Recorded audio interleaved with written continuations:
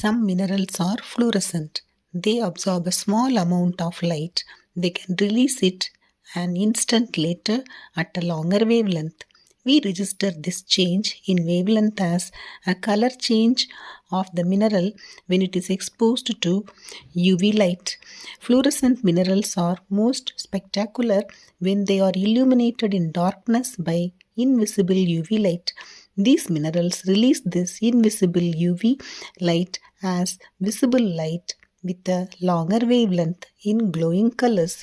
Phosphorescent minerals are different to fluorescent minerals because they do not immediately re-emit the radiation they absorb. Phosphorescent minerals are often used in glow-in-the-dark toys, paint, and clock dials. Here you can see the different minerals under visible light, long wave UV light, and short wave UV light.